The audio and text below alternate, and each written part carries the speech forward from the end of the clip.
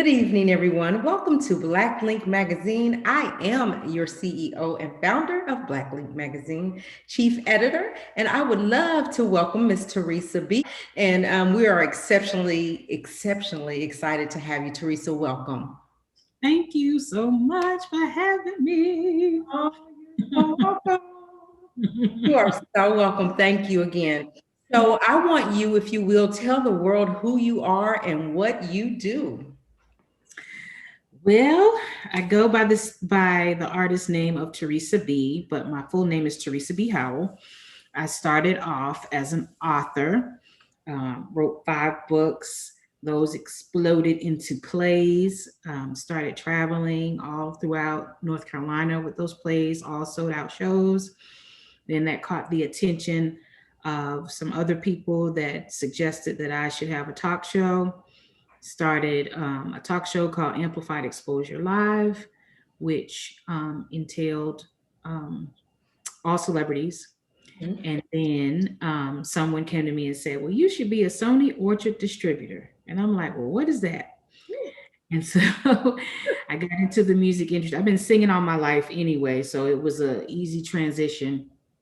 But went into Sony Orchard, started distributing music for indie artists, and then I created a show called The Heat Seekers, which features artists on the show as well as a magazine. Oh, okay. So, so Teresa B is someone who has a lot of stuff going on and trying to juggle it all, and she's trying to figure out how she got here. Well, it's the God's appointment. You just where you're supposed to be right now. So that's what I believe. I mean, you kind of mentioned that you started singing. You've been singing all your life. Like, did you know? So you just knew that you were going to somehow be in the entertainment world, because then while you were singing, you became an author. So kind of two different worlds, but let's talk about that. Well, as early as the age of 19, I was at a community college, and the woman there had given us, a professor had given us an assignment saying to write a short story. So I wrote a short story. I don't know, it was about 5 pages long. And she was like, "You should be writing." And I'm like, "Girl, I'm about to be one of Janet Jackson's backup singers. I don't know nothing about writing. I don't know what you're talking about." Because we getting ready to interview with Maurice Starr. Like, I had a little girl group. Well, the girl group fell through. We went to Maurice Starr's house, and only two out of the four showed up. Oh. And yeah, so that kind of messed us up for that. But I was still singing in the church. I was part of this choir called New England Mass Choir, who had Mhm. recorded, and just going places with them until I moved out of that area. That was Boston, Massachusetts.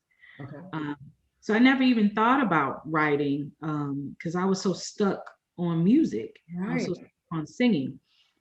Came to Atlanta back in the early 90s, went in the studio, sung for some people, some big names. They never called me back. They wanted a girls group. They didn't want a solo artist. Yeah. So it's like every time I tried, I just couldn't get in the door with music. Uh-huh. So it wasn't until 2015 I had my grandmother passed. And that was very, very traumatic for me because we were really, really tight. And my mother in law at the time came in and said, "God told me to tell you to write." And so I was like, "Write what? Like, did he tell you that part?" So Know that part. yeah, that part. Like that's a crucial part I need to know. And she was like, "Well, just write. It's supposed to be therapeutic for you. So, it'll help you get through what I was going through at the time." And she was right. It did help me tremendously. I wrote that first book called That Church Life. It took me an entire year to write it. I didn't know what I was doing. Hadn't ever, sat down with an editor or anybody. I just said, I'm just gonna write it because this is the fun thing to do. And I put it out there, and in like 3 or 4 months of it being out, next thing you know, I'm on Virginia Good Morning, I'm on Fox 16. Oh, wow. The book caused so much controversy for churchgoers. Mm. There's I don't want to give away the plot, but there's some serious stuff going on dealing with domestic violence. Ooh. And so I left it as a cliffhanger, and readers were upset. Okay. It was like, you can't just stop there. And I'm like, why? The person already died that caused all the problems. We killed him off. What else you want? And so, I didn't know, because, your first book is, as they say, is always your worst book. At least that, we're our worst critics. However, readers say different. I And believe. they're like, no, keep going, keep going. And I'm like, man, I didn't even write that book, So went to book two, started a book two, and I went to Victoria Christopher Murray, who is a very well-known author in the industry, Uh-huh. and said, hey, somebody told me to come to you because you're dope and like I need help. Right. And so she was like, who are you? And she started looking me up, and she said, I heard a lot about this book. I've heard about this book before. And so we got into a discussion. She became my very first editor for part two. And then I got some help on the back end with Jacqueline Thomas and some other really well-known authors. So yeah, so it became a journey to where everybody was embracing me to be successful with this writing thing. Right.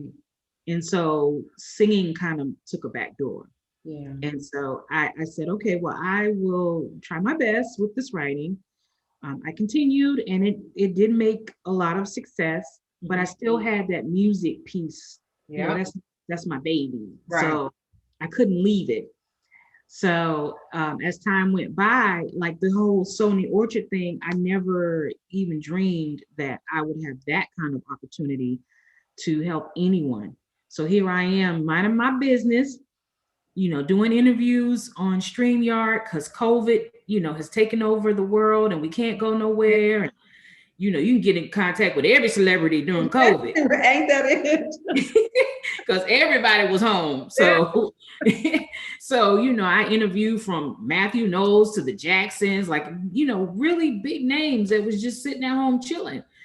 And when I got the Sony Orchard offer, I was like, well, Lord, this is bigger than life. This like, I don't even know what to do with this. Yeah. So the blessing came to where I was able to help out indies. I'm at the point where I feel indies need to be trained before they get signed, because they just really don't know the business part of the industry. But I'm glad that I'm able to help in either way it goes, whether it's train them first or train them later or whatever. It's a great opportunity. And I'm glad that the person who gave me that opportunity gave me that opportunity. Right. For those that don't know, when you say Sony Orchard, like, I don't know how many people know how big of a deal that is. So can you tell them exactly what you're saying, Sony, or when you say Sony Orchard? Okay. So because music is now distributed digitally, I gotta say that slowly. The process has changed a lot. Like CDs have been taken out of Walmart, Target. Like CDs might not come back. If you get CDs now, it's because you're on tour, and I don't even think the new cars that are coming out even have CD players anymore. I don't know.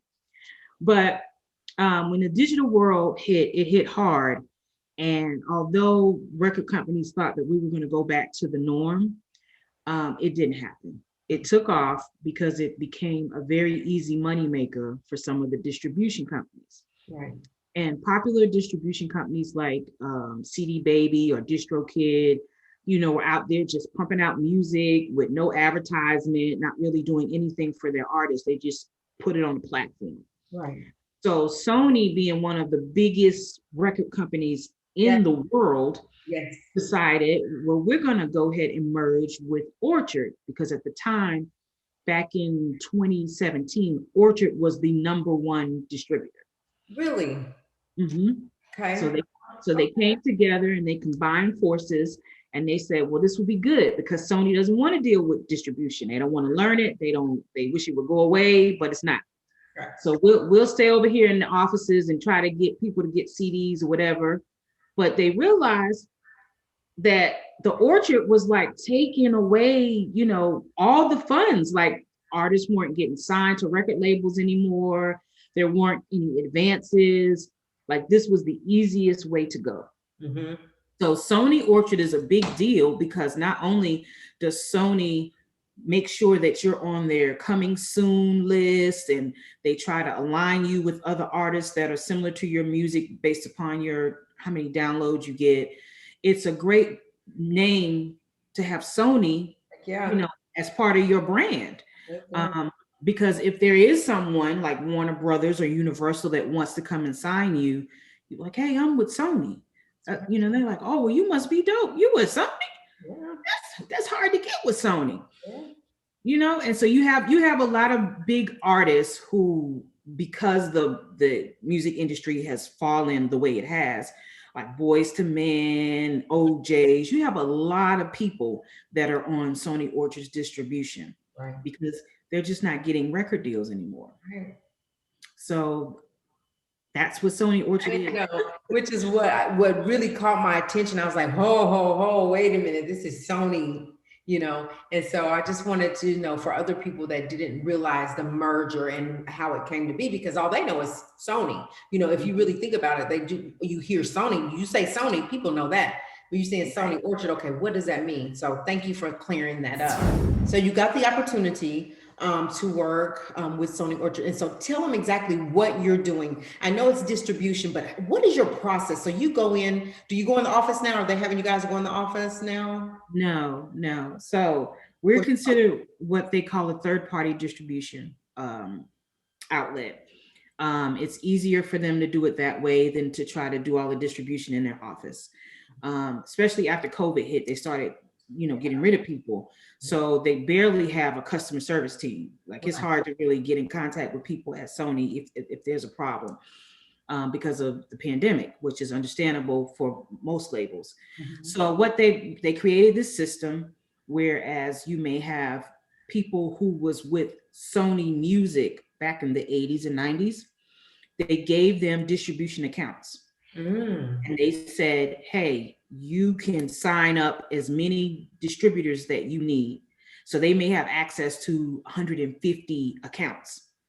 And then they go out and they sell them to record labels, or to people who are in management, or to people who have a lot of indie artists. Mm-hmm. My blessing came because I didn't have to pay for anything. My blessing came because the person that gave me my account saw something in me and said, here, just take it and make it do what it do.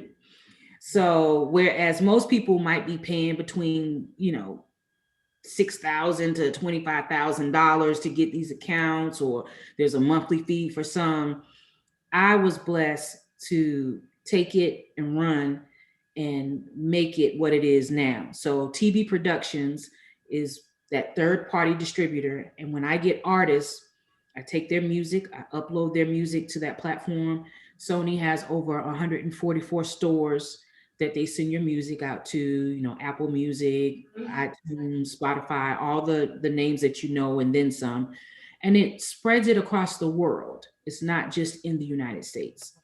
So you have demographics where you can look and see, where your hit is doing the best. Yeah. Like you might be a superstar in Africa. Yeah. And you can see that based upon the reports that are given every month. So I do the reporting, I give artists numbers, I let artists see what their target area is. I can also upload videos and put their videos out there to get more traction. And we can also upload movies. So we have those, it's music, movies, and videos. And I can do it you can do it unlimited as long as you want. You sign a 1-year contract with me. And I like to do 1-year contracts because it lets me see how serious the artist is with their product. You have a lot of artists that just want the name, but they're not doing any work. Right. So when the 1 year is up, that's it. They gotta go. But tell me about that. So they come to you and they say, Teresa, this is what I got. Here's my music, here's my movie, whatever it is. and then you spread that out over the entire world. Mm-hmm. Or you distribute it all over. Right. Mm-hmm. But okay, now that I've given you my music, what's my job? What do I need to be doing in addition to giving you that to distribute? Well, first of all, you need to be making the music. So continually making the music. Continually making music, because just to sit on a platform or just to say you have access to a platform and you're really not serious about your trade of making music, you're kind of like wasting my time. That's right. Because you're signing a contract, it's just a contract. Now, I will help market. Mm-hmm. I have access to thousands of celebrities, thousands of production companies. Like, I go by the region where that artist lives and I try to link them up with someone that's close to them where they can go in that studio and get the job done if they don't know how to do it. Wow. But you still have artists, especially the young ones, who just feel that, I ain't really got to do this right now. I do it when I get ready. And that's not how life works when it comes to music. You know what, Teresa? And this is crazy because I talk to a lot of people in the industry, right? And we always try to tell them, and we always try to say, listen, you don't know it all. I promise you, you don't know it all. I promise you there's somebody that's been there way longer than you, that if you would just listen. And I think a lot of them, and you tell me what you think, I think a lot of them miss their opportunity for thinking, I got this. I know what I'm doing. I heard this, so I'm going to do it, Absolutely. I've had artists run away because their attitude was, well, you just trying to get some money from me. Like, this is Sony Orchard. Like, nobody's trying to get any money for you. You're going to be on the largest platform in the world. Hello. Yes. It has nothing to do with trying to take money, or this is to help your music career. Absolutely. And that's why I wanted you to reiterate. Can you reiterate who Sony is so you guys will know that this is who she's connecting with? And also, if you are committed to your brand and your music, and you're trying to get where you're trying to go, why wouldn't you pay that? Why wouldn't you pay that and do the work behind it? That's when I see the work behind it, that's when I know, yeah, he's going to be all right. She's going to be right. All right, Well, because this is a popcorn society, everybody wants things right away. It has to be, quick. So it's easier for you to go on CD Baby or DistroKid's website, who guarantee you that they're going to upload your music in 7 days or less, who don't guarantee you any or all your money. People don't even realize that they're taking money from them on the back end. With part of knowing the business, your business. Part of knowing the business, because you got to know where these outlets are and how they function. And a lot of these people don't. They don't know about the coding. They don't know how important it is to have your own ISRC code and your own PC code. They don't know anything about anything. So when they come to me and I'm telling them, I'm trying to educate, they get mad. Some of them get mad, like, why are you making me do all this? But to protect your music. Yeah, so that's what I was going to ask you. So if someone came to you and they didn't know that, then you're out of the kindness of your heart, or is your job to say, this is what you need to have done? No, it's definitely out of the kindness of my heart. Because I could be, not every Sony Orchard distributor thinks like me, because it's our own company, so to speak, right, even though it's a third party branch. Right. So we kind of run it how we want to run it. But the main goal is to put your music on Sony so you can have access to that Sony Orchard brand. However, I'm probably one of the few that actually sit there and educate you and make sure your music, like if you leave tomorrow, your children can get your music. You don't have to worry about it being stolen. I make sure that you get everything copywritten. I make sure you get your own coding. We talk about, I educate them about the difference between ASCAP, BMI, and there's an actual third company that people use. But it's like, they didn't know any of this. They didn't even know to register their music to BMI or ASCAP. They're putting their music on platforms and it's not copywritten. Like, So what ends up happening is when you go to DistroKid or CD Baby and these other places that are not going to educate you, you put that dope video out there, and guess what? It's now copyright infringement because you didn't do what you were supposed to do. You gave it to these companies who are now taking over your rights. You'll always have your rights to your music lyrics and your music name, the song name. Right. But you messed up when you go to them and get their coding. They have taken away the actual music. Listen, and this is why we have these conversations, because so many people want to break into the music business. But Auntie Jackie always says it's more business than show, and you got to know your business. And if you don't know your business, you're gonna fail. Right. And for anybody out there that's listening to this broadcast, if you don't believe me, you can go to YouTube University. There are books out there in black and white. What I'm saying is the truth. But what happens is African Americans aren't researching, they're not reading, they just do the word of mouth thing, and they think that they know what's going on when they don't. Teresa, I have interviewed producers, managers, and they say the same thing. The ones that really want to help you, right? It's the same conversation. I hadn't talked to you. I didn't know you, right? And you come on here and you're saying the same thing that they are saying. But these are the people, the very few people in the business that are willing to help you if you're willing to take the help and be open to what they're giving you.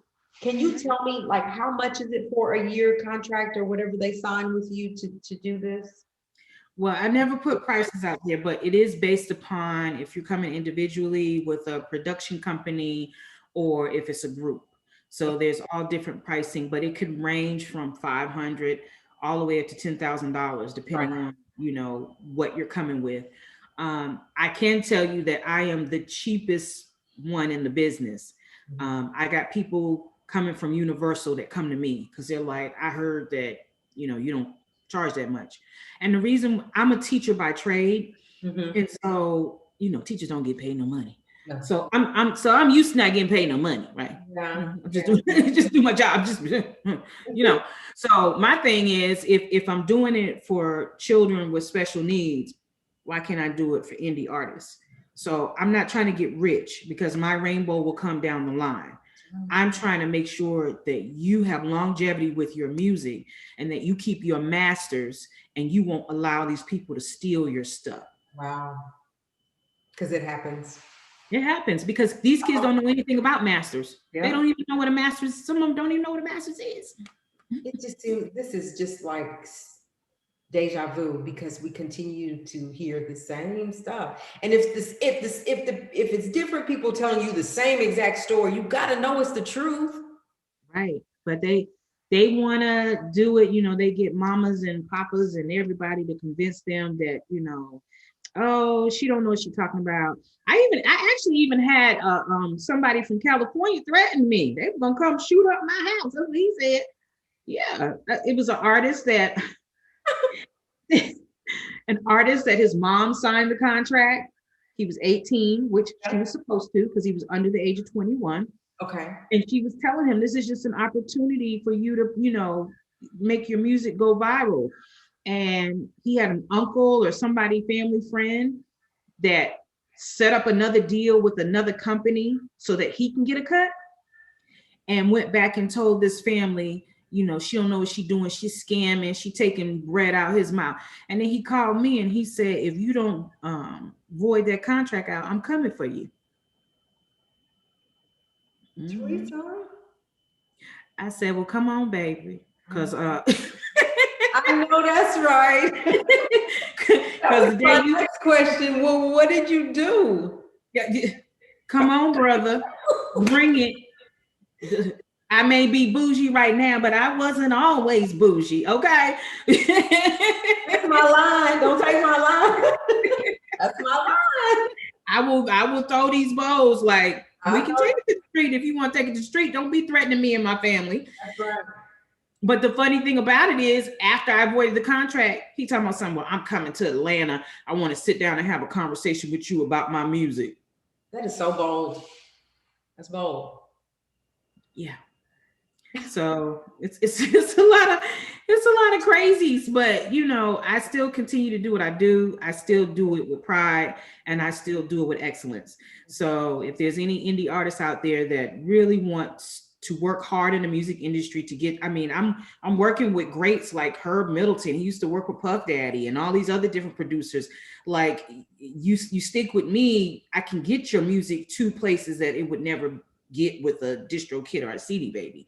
But that's just my philosophy. That doesn't mean that every Sony Orchard distributor is like me. Right. I was gonna, my next question was, and I tell everybody, I do have an 18-year-old who is trying to get into the business. How difficult or not is it to reach you and to have that conversation, get in a meeting with you and say, this is what they say, this is what we have, you say, this is what I have to offer you. What is that beginning process through the end to close the deal? So I like to listen to music first. Mhm. I like for the artist to send me music, whether it's through Instagram or my email address. Once I listen to the music, I can determine what that artist needs, because a lot of people, they don't, you know, they're still leasing beats. That's a whole nother conversation. Leasing beats. It irks my nerves. Oh my God. But Are you saying leasing beats? Mhm. Like making payments on it? Like they make a payment, but it's somebody else might have that beat. So they call it a leased beat. Okay, no. Okay. Or there's also a process where you're supposed to be able to buy the beat. You're supposed to be able to have the copyright and everything. But that's bull too, because I've seen people that have tried to get the copyright and I've still heard that beat somewhere else. So it's a scam to get kids to pay for this music. Just go to a producer, Yeah. get some original beats, get some original mix mastering, be original. Like to sit here and, like I said, it's a pop-up society, so everybody think, you know, let me just get his little chunk change and I can be done, you know. But I would think you would want to be original. Like, I don't want to be like nobody else. And I think that's how you got to differentiate yourself from other people, right? So what am I doing that's unique from other people? I want to go find me a producer that's making hot beats that is mine when I come to a Teresa B, right? Right. Well, they're not educated. So they don't know that other people have these beats. That's it. Yeah, they really think that they're buying it and it's theirs, because they don't even know anything about copywriting. They don't know anything about registering music. They don't know. They just know that they dope. That's what the little kids. I'm dope. That's what I know. That's what okay. Well, you dope, and they about to steal your music. So just to let you know how dope you are, your music is about to get taken. So when you go to a producer to get a beat, I think you'll know this. There's a conversation that had to be had, right? As far as the copyright and how if I go to somebody, a producer, to get beats, how am I going to fully own this beat? Right? You know what that process is? So when you go into the studio, there's a thing called split sheets, and everybody has to put their part. So when they put their part on what they've done, if they was a composer, if they was a producer, if they was the mix mastering, if they was the guitarist, if they was the lead singer, like everybody puts their part. And when you register that music with BMI or ASCAP, all that information goes in. So that way they're getting credits, because they can get so many credits to get, you know, those credits can turn into money based upon how many spins that particular song may get. Okay. So you always want your credits, not just for, you know, to make money, but, you know, credits out there for other people to know that you're this dope producer, or you're this good vocal background person, or whatever. It gets you more gigs, so to speak. So it kind of builds your resume. So that's very important. And that's a piece that most people who are creating music, they miss. They're not giving everybody credit for what they do and who they are in the music process. But you got to make sure that you have that split sheet, because it has happened that people go into studios and producers don't tell them what's going on, and they've composed their own music, they've written their own music. They just didn't, well, excuse me, the words. They Right. just didn't the music part, Right. but the producer's not telling them that process. So what the producer, this is, known in the industry years past, they'll take that artist information and they'll register it on BMI ASCAP under their name and get all that money for that particular song. Mm. So, man, I have so many questions. So, many questions. So anyway, all right. So that's the part. That's okay. You just know, whoever might be listening, that you want to have your own. You want to be creative. You want to do your own thing and be original. So go find you a great producer that's for the right things. Take your split sheet with you and register it yourself. Right. Teresa, at what point do they come to you? Whew, I've had all levels. I had from day one with, they may have created a hook and the hook be dope. Right. And I'm not even knowing that they don't have no more music because I'm trying to hurry up and help people. And then they come to me and they be like, okay, what do I do next? So you may have the person that is the start from scratch, all the way to the senior person who may have been a Grammy Award winning, singer back in the 90s. Wow. That they know everything about music, but then they find out that digital is totally different from 1990. And so you have to educate from the beginning all the way to the top. And it's the same response. The same response is, well, I didn't know this. Why didn't somebody tell me this? Even from the old head, they don't know digital. Like, digital is new to everyone. Right. And to think that you're going to still produce and sell records the way you used to, it just doesn't work like that. You can pay all the companies you want to help get your music downloaded. They're going to shut down your account because they're going to find out that they're robots anyway. Like, you really have to authentically get your following. And because they weren't social media people, back in the day, all you had to do was have a BET video and you had a manager, and, the manager brings you everywhere and you get these little commercials, and then you have a PR person, and you can have all that today, but it doesn't mean that your song is going to be a hit. It's so different. It almost seemed a little bit more difficult because it's difficult to build a following unless you just got something that's going to go viral. But don't get me wrong, because anything at any moment could go viral. But in reality, to me, it seems like it just takes forever to get to 1,000 people, let alone 1 million people, right? Well, I can tell you that you only get 0.003 cents per download. So it takes about 5,000 downloads for you to get $200. So if you don't have a following, you got work to do. It's so difficult. It is. It really is. But I think what's most difficult about it is when you're not educated. Yeah. So, at the end of the year, when, I get that $1.17 because you only had maybe 30 spins the whole year or 30 downloads, and you looking at me like, well, it says 30 downloads. Yeah, but it's 0.003 cents. Yeah, add it up. Add it up. You barely over $1. Yeah, I think it was Paul Porter or maybe Uncle James was trying to give the numbers.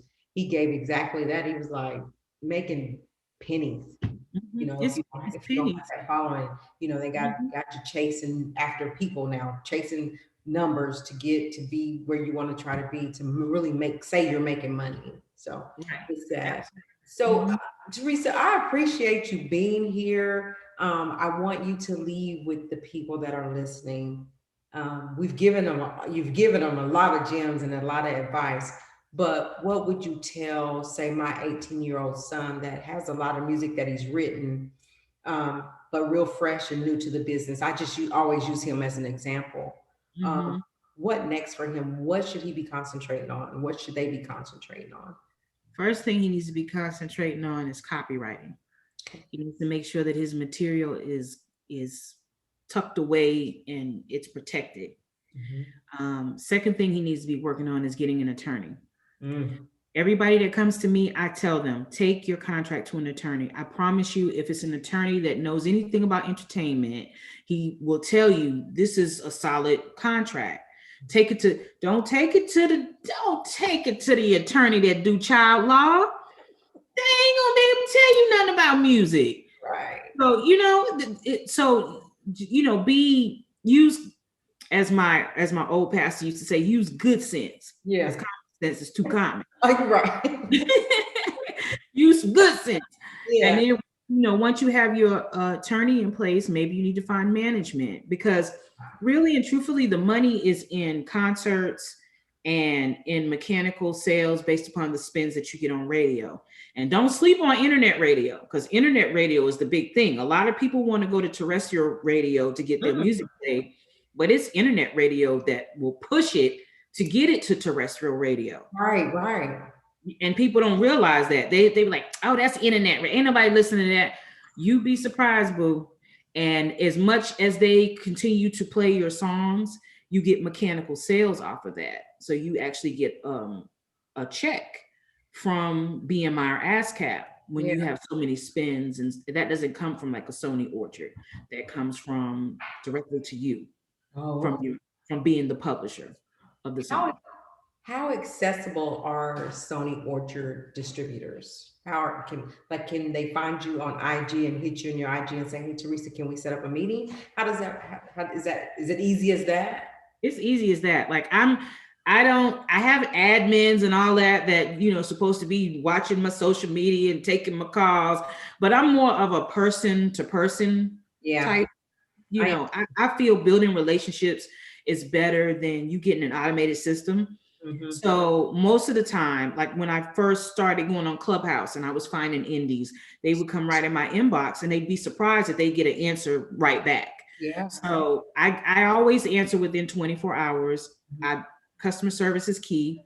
Mm-hmm. I treat you like you one of my children. Once you come in, I'm going to make sure you're trained and you know everything that you need to know before your contract is over. If you decide to stay with me, your contract can roll over. But if you don't, and say if you go to Warner Brothers or something, one thing that you will say is Teresa B taught me well, because you'll know the industry once you get through the whole process with me. Wow. So once somebody connects with you, you close the deal. What are you guys' working relationship? Is it like contact every day? Because say that you're in Atlanta and they're in LA, like what is the working relationship? So I do Zoom meetings where I meet one-on-one with families, depending on, how well versed they are in the business. Mm-hmm. So if you just absolutely don't know anything, then that may take a little hand holding. If you know a little something, then I'll give you certain tools and then I'll tell you, okay, once you get these done, then come back to me and we can talk a little bit more. But what ends up happening is they'll get the little components done, they'll get their coding and this, that, and the other, but then they're waiting for their music to be completed by their producer or whoever's, putting their stuff together. And that takes time. So they're not always coming to me and then right away putting something on there, but at least I know they're working. Right. Like I have a group out of Texas where it's like, I don't know, about 15, 20 members of this particular production company, but they drop hits like monthly. Uh-huh. So, by different artists within the production group. And, they pretty much know the standard and the rules on what I expect of them. Uh-huh. So they get it in, you have to send your metadata sheet with all your information, and then I take it from there. Okay. But, we don't necessarily have to talk on a regular basis, because if you don't have any music to distribute, there's really not a conversation. Yeah. But, I still will send out weekly emails to educate. So Teresa, go ahead and tell the people how they can reach you. I am Teresa B on Facebook, and I'm author Teresa B on Facebook, and I'm TB Productions on Facebook. But if you want to reach me on Instagram, Twitter, LinkedIn, or any of those places, I'm under the name The Host, Teresa B. Guys, so we're going to get out of here for now. Respect yourself, respect each other. God bless. Thank you. Thank you.